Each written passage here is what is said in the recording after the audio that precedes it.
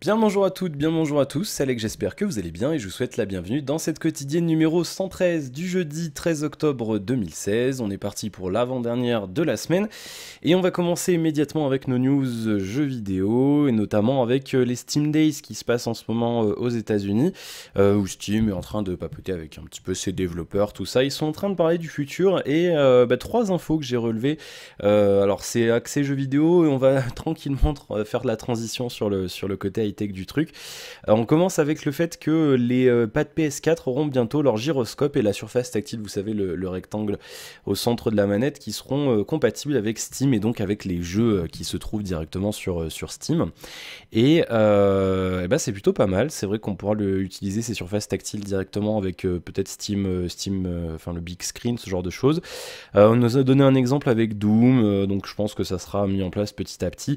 Mais en tout cas, voilà, les gens qui développent des jeux sur PC pourront tirer parti du gyroscope et de la surface tactile des pads PS4 sur Steam, donc c'est plutôt pas mal. Autre chose qui a un lien avec le jeu vidéo, et là c'est plutôt intéressant, vous me direz ce que vous en pensez, c'est le fait que Steam ait signé un partenariat avec Samsung pour intégrer Steam Link directement dans les prochains téléviseurs connectés de Samsung.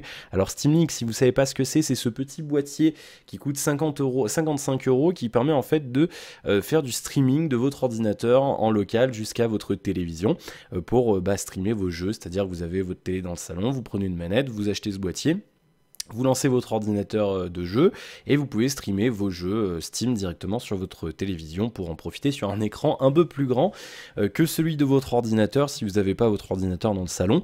Et donc l'idée là, c'est de signer avec Samsung pour intégrer ce système directement dans les téléviseurs pour ne pas avoir à acheter le boîtier, le brancher, etc. Donc ça sera directement dans les futures télé Samsung qui tournent, je vous le rappelle, sur Tizen, c'est une interface propriétaire. Et donc Google, ils vont faire un peu la gueule quand même, puisque à mon avis, j'imagine qu'ils auraient bien aimé avec Android TV signé avec Steam pour intégrer ce truc-là, parce que du coup, c'est vrai que les gens qui achètent un téléviseur Samsung vont se retrouver nez à nez avec le truc de Steam, des gens qui ne connaissent pas forcément le principe, qui veulent peut-être se dire, bon tiens, on va essayer un peu les jeux vidéo, tout ça.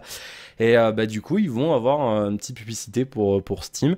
Donc je pense que c'est pas mal à voir dans le futur si c'est bien intégré, mais je pense que ça peut être quelque chose de plutôt sympathique. On peut imaginer peut-être que Samsung livre ses futures télé, peut-être avec une manette ou quelque chose comme ça, peut-être avec un Steam Controller, ou en tout cas avec une manette quelconque, ça pourrait être quelque chose de bien sympathique. Et puis on va enchaîner petit à petit justement sur le côté high-tech du truc, avec l'arrivée prochaine d'un streaming vidéo depuis Steam directement, donc sur Android, sur iOS et directement apparemment sur Steam. Sur PC, si j'ai bien compris, avec des vidéos en 360 degrés et quelque chose que l'on voit sur l'image qui nous est montré sur l'article de Frandroid. Bon, je ne pense pas que vous arriverez à lire, mais c'est marqué offline et download playback. Ça veut dire, je suppose, qu'on pourra louer des séries, films et n'importe quoi et les télécharger hors ligne. Et ça, c'est quelque chose qui manque encore à Netflix. Et je comprends le fait que ça ne soit pas forcément disponible, mais c'est vrai que ça peut être quelque chose de sympa. Donc l'arrivée de films à la demande sur Steam en streaming et en téléchargement pour Android et iOS. Alors, c'est pas précisé que ça soit disponible sur PC, je pense que ça le sera. D'autant qu'après, il y a l'idée de faire des vidéos à 360 degrés et avec la réalité virtuelle, il y a moyen de faire quelque chose de bien, sachant que on a déjà la partie Steam VR un peu, qui est compatible avec l'Oculus Rift et le Vive. Donc on peut très bien imaginer que Steam crée un store vidéo directement accessible en VR avec des vidéos en 360 ou alors un cinéma virtuel, comme ça se fait déjà très bien et ça fonctionne déjà très bien. Et on nous parle d'utiliser des streamings masterisés en 8 à 10K, hein, donc avec des résolutions de ouf, avec la même bande passante utilisée qu'un flux vidéo en Full HD. Alors je demande à voir, je sais pas trop comment ils vont faire ça, je sais pas, on ne sait pas encore quel codec ils vont utiliser, donc on verra un petit peu ce que ça donne. Mais voilà, je pense que c'est plutôt intéressant à voir comment ça évolue et peut-être que Steam deviendra un sérieux concurrent à Netflix. À noter que Steam a déjà signé des partenariats avec plusieurs majors américains, notamment Lionsgate. C'est ceux qui font qui gère tout ce qui est Hunger Games, Twilight, Kill Bill, etc. nous disent Frandroid. Donc je pense que c'est un avenir certain. Après, à voir si ça fonctionne, bah, ça sera en fonction des utilisateurs. Ça sera pas à nous tout de suite de décider, ça sera vraiment si les gens adhèrent ou pas au concept. Bien.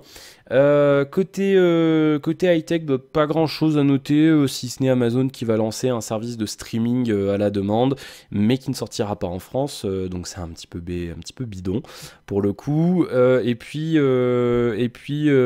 Samsung, alors je commence à saturer un peu là, il y a beaucoup d'articles sur le Note 7, ça fait beaucoup de clics apparemment, donc ils aiment bien en faire, mais j'avoue je commence un petit peu à saturer, mais en tout cas voilà, Samsung qui devrait filer des bons d'achat de 100$, donc peut-être que ça sera reporté en Europe, un niveau équivalent, donc peut-être 100€ si vous changez de téléphone, si vous aviez un Note 7 et que vous reprenez un téléphone Samsung. Et alors le truc intéressant, c'est que si vous partez de chez Samsung, ils vous donnent quand même 25$, donc bah, ça fait du titre putaclic à droite à gauche. Samsung paye les gens 25$ pour aller chez Apple. Bah voilà, c'était facile à faire comme titre putaclic, hein. Bah ouais, forcément. Donc voilà, bah, si vous avez un Note 7, vous pourrez peut-être en profiter, en tout cas si vous êtes du côté du continent nord-américain. Pour l'Europe, il n'y a pas encore d'équivalent annoncé, mais je pense que ça finira par arriver. Et puis j'arrive pas... D'accord, merci Frandroid. Ils m'énervent leur site, bon sang. Et puis donc oui, on en parlait là dans les quotidiennes précédentes des chargeurs sans fil. Et bien c'est marrant puisque LG a annoncé de nouveaux chargeurs rapides sans fil dotés d'une puissance de 15 watts et avec un capteur de température pour éviter une surchauffe de téléphone. Ça ressemble à ça. Voilà, bon c'est un chargeur sans fil tout à fait traditionnel. On nous annonce voilà 50% de batterie en 30 minutes. Alors ça c'est marrant parce qu'ils nous donnent jamais la capacité des batteries qu'ils utilisent pour faire ces stats. Donc s'ils nous mettent une batterie de 1500 mAh, oui c'est clair qu'ils pourront faire 50% en 30 minutes. Pour comparer, c'est aussi bien, on nous dit que les charges rapides des Nexus 5X et 6P en USB type C, mais un petit peu moins bien que les 18 watts des nouveaux Google Pixel. On nous parle d'une sécurité, donc avec ce capteur de température qui bloquera la charge en cas de température trop élevée, ce qui est somme toute une bonne chose. Et donc apparemment, voilà, c'est une charge rapide, blablabla, blablabla. Mais voilà, comme on le disait dans les commentaires hier, enfin en réponse à vos commentaires, en effet, c'est bien un gouffre énergétique, donc voilà. Mais pourtant, c'est un marché qui fonctionne bien, puisque on nous dit chez Frandroid, voilà, c'est LG qui annonce des chiffres. Le secteur de la recharge sans fil a enregistré 553 millions de dollars de ventes en 2015 et devrait passer à 2,2 milliards de dollars en 2019. Donc c'est un marché croissant en dépit de la perte énergétique qui est liée à ces produits. Donc je sais pas, où sont les écologistes? Ils vont bientôt arriver, ils vont bientôt nous dire que c'est pas une bonne chose. Mais je suis d'accord pour le coup, c'est vrai que bon, ça doit consommer quand même pas mal. J'ai jamais vérifié, de toute façon moi j'avais testé le chargeur là de Hockey, mais je l'utilise pas parce que j'ai pas de téléphone compatible avec cette technologie et c'est pas, voilà, pour l'instant c'est pas un truc qui m'intéresse particulièrement. Et puis on va terminer avec nos news high-tech avec une petite info, un petit leak sur le Mate 9 de Huawei. Je sais que certains d'entre vous l'attendent. Ça vient d'Evan Blass, Evlix, hein, le fameux Evlix, sur Twitter, et en fait il nous a envoyé des petites photos du Mate 9, rien de bien révolutionnaire, hein, voilà, hein, c'est un Mate 8 avec des bords arrondis. Alors vous le voyez pas parce que le soleil revient, bien sûr, évidemment, juste pour m'embêter. Il est censé pleuvoir toute la journée, donc je me suis dit c'est bien, on va avoir une bonne luminosité, mais non, il faut que le soleil revienne. Voilà, bon, c'est un Mate 8 avec des bords peut-être un petit peu plus arrondis. Encore que, bon, je sais même pas, enfin voilà. Mais voilà, un design plutôt sympathique pour ce Mate 9. Et il y aura apparemment une version incurvée de ce terminal. Donc je sais pas, peut-être que voilà, une version incurvée, ça peut être intéressant. Alors je vais essayer de vous la montrer. C'est bien simple, si vous avez déjà vu un S6 Edge Plus ou un S7 Edge, bah, c'est la même chose. Voilà, avec un bouton, je sais pas si vous le verrez bien d'ici, avec un bouton physique pour retourner à l'accueil, et là c'est sur le Samsung ici, et non, c'est même pas le Samsung, Mais non, c'est le Huawei. J'ai cru que c'était écrit Samsung, mais non, c'est bien le Huawei. Donc c'est vraiment, on dirait un Samsung, un Samsung Edge, hein, tout simplement. Donc avec plusieurs coloris, on a un blanc plutôt sympathique, un noir et un doré. À se noter que ce modèle-là, qui a pour nom de code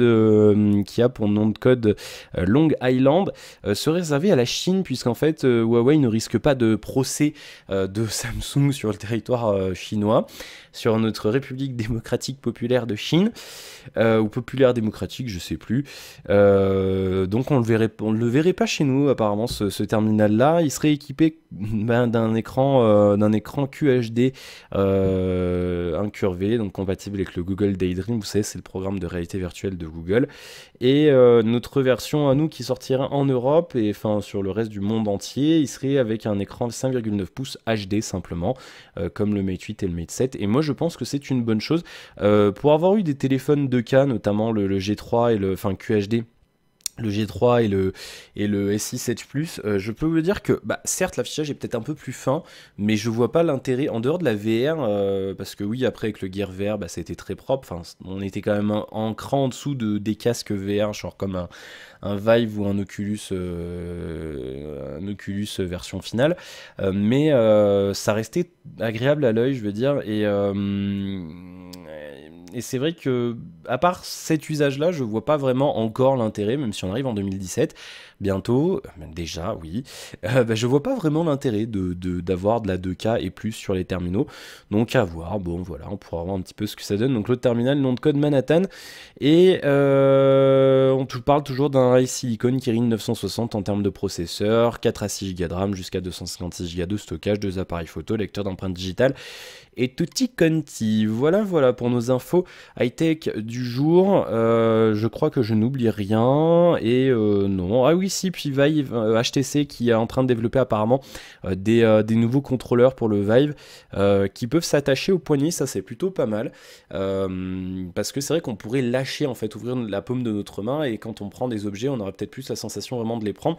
Même si on avait déjà une sensation de préhension plutôt bonne avec enfin même plus que bonne avec les contrôleur de base du Vive, puisqu'en fait on avait deux boutons qui permettaient avec ses doigts d'appuyer en tenant la manette, et bah, c'était déjà plutôt sympathique, et ça marchait plutôt bien, voilà.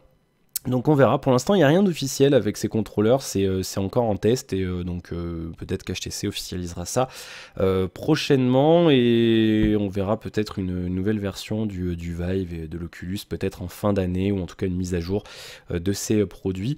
De toute façon, et puis tiens d'ailleurs en parlant de VR, il y a le PSVR qui sort aujourd'hui en France, pour un tarif je crois qui est à 399 €, je ne sais plus, je vais vérifier ça immédiatement pour pas vous dire de bêtises. Ah bah, je sais pas, je trouve pas l'info. Oui, 399 € pour le PSVR. Ça reste, je vais pas dire que c'est cher parce que finalement il faut quand même une PS4. En sentir pour 700 €, 800 € le tout. Mais pour avoir testé, c'est quand même un cran en dessous d'un Oculus ou d'un Vive, le PSVR. Et vous verrez des avis qui sont sensiblement en rapport avec le mien. C'est pas mauvais, mais c'est pas le meilleur casque VR sur le marché. Mais ça reste un produit intéressant pour quiconque n'a pas envie de claquer 2000 €. Enfin, je veux dire, un PC qui fait de la VR dans de bonnes conditions, c'est 1000 balles. Un Rift ou un Vive, c'est entre 600 et 1000 €, après suivant ce qu'on prend. Donc voilà, ça reste un produit, je vais pas dire d'entrée de gamme, mais ça reste un produit d'appel à la VR intéressant. Pour quiconque a déjà une PS4, ça peut être un achat intéressant pour tester et pour les fêtes de fin d'année. Mais bah, je me demande qui va rendre son PSVR, qui va essayer de le rendre. J'ai un peu du mal à imaginer, j'ai l'impression qu'il y aura quand même pas mal de taux de retour, parce que je pense qu'il y en a quand même pas mal qui seront... comment on dit en français, désabusés, enfin qui seront pas satisfaits, enfin qui auront eu des espérances, peut-être un hype trop élevé, je sais pas.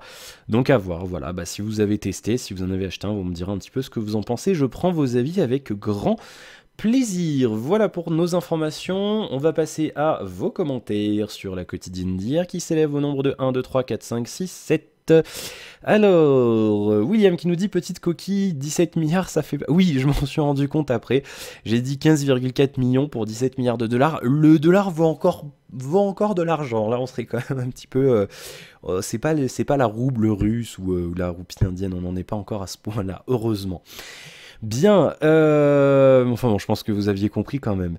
Johan qui nous dit « Je suis content que tu continues à faire des vidéos. » Eh bien écoute, moi aussi. J'ai une petite question, j'ai acheté une Yoga Tab Pro 3.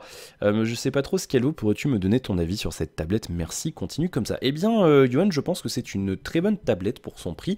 La Yoga Tab Pro 3, vous savez, c'est cette tablette de chez Lenovo qui a le pico-projecteur intégré. Vous savez, j'avais testé C'était d'ailleurs, je crois, l'un des premiers produits que j'avais fait sur ma chaîne, c'était la version d'avant avec le projecteur qui était sur le côté de la tablette, et là, donc vous saviez, elle a un espèce de bourrelet comme ça derrière, avec le pivot et tout, et le pico projecteur était sur le côté. Sur la nouvelle version, ils l'ont mis devant, donc c'est plutôt pas mal. Elle a justement, quand je cherchais une tablette, j'avais regardé, elle m'intéressait, et parce que l'écran est très bon, en termes de perf, on est pas mal non plus, et le projecteur, bah, il sert de projecteur d'appoint, il fait bien son job. Si tu l'as pas payé trop cher, si tu l'as payé au prix normal, je veux dire, je pense que tu as fait un bon choix.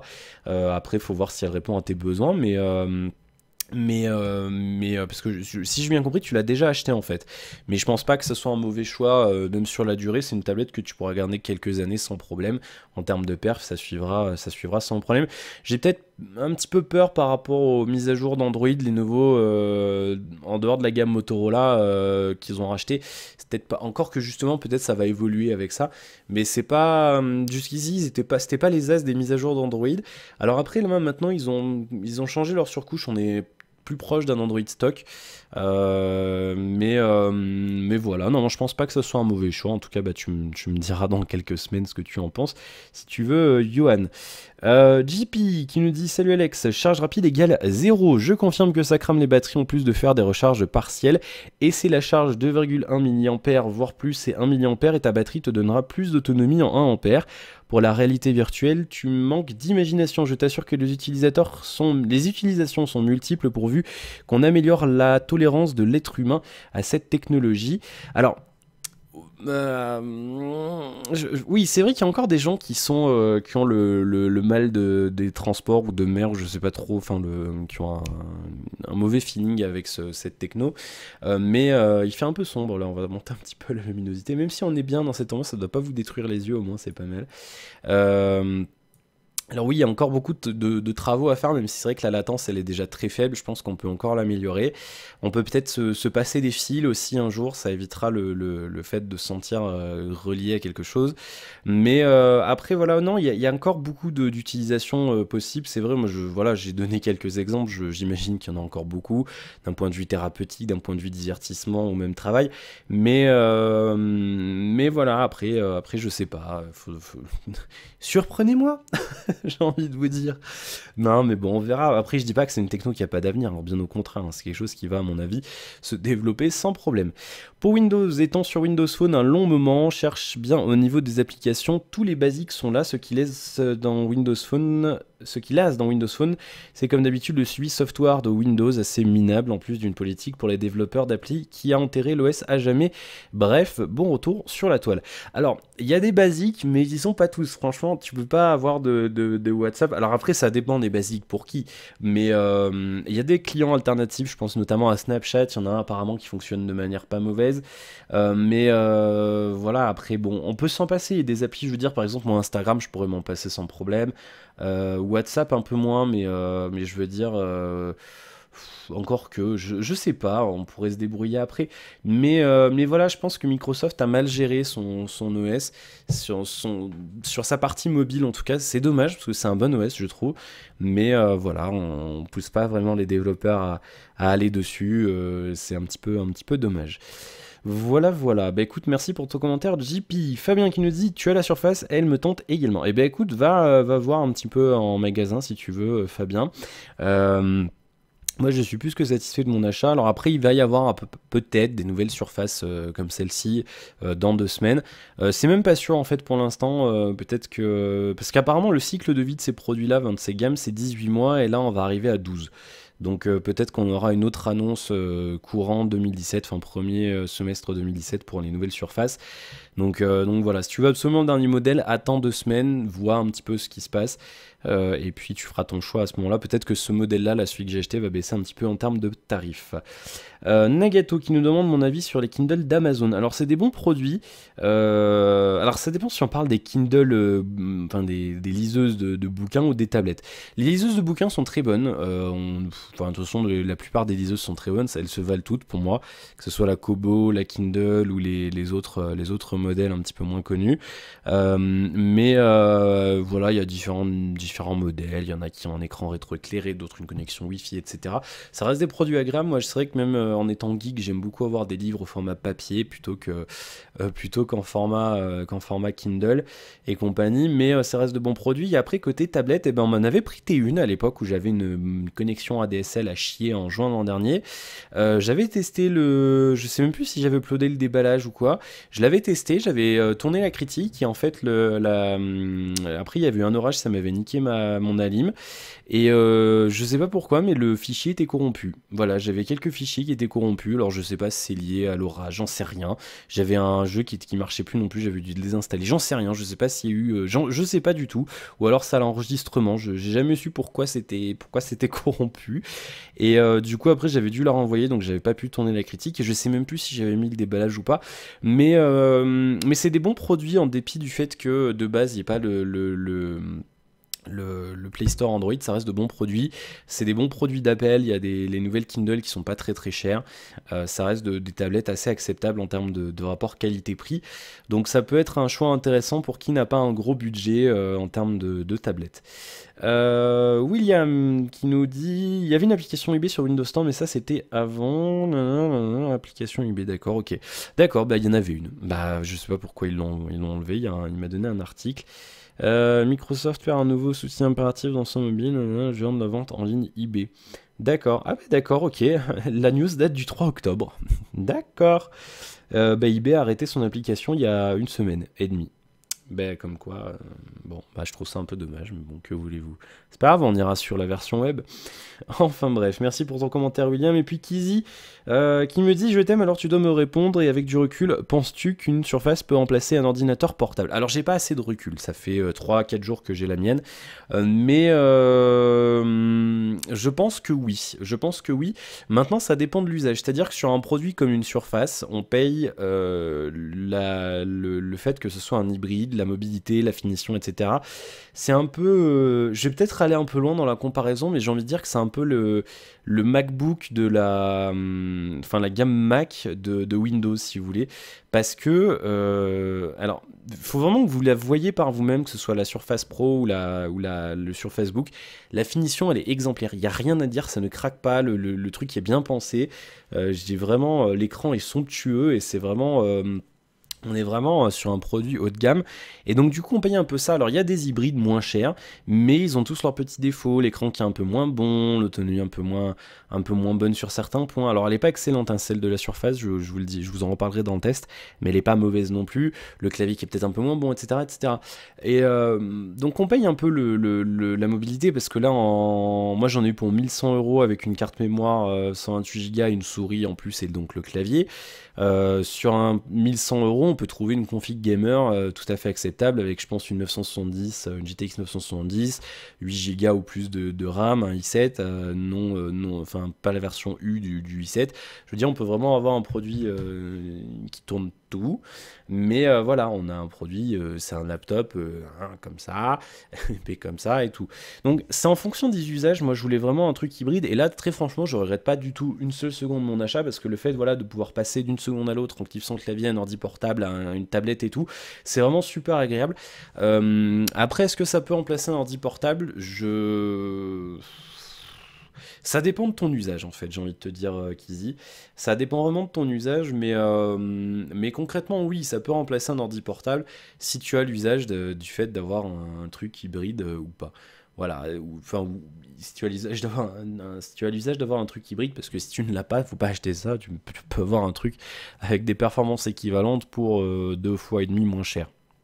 Voilà, là on paye vraiment la finesse du truc, le clavier qui est fin et qui reste tout à fait très bon. Enfin voilà, on paye vraiment ce genre de choses.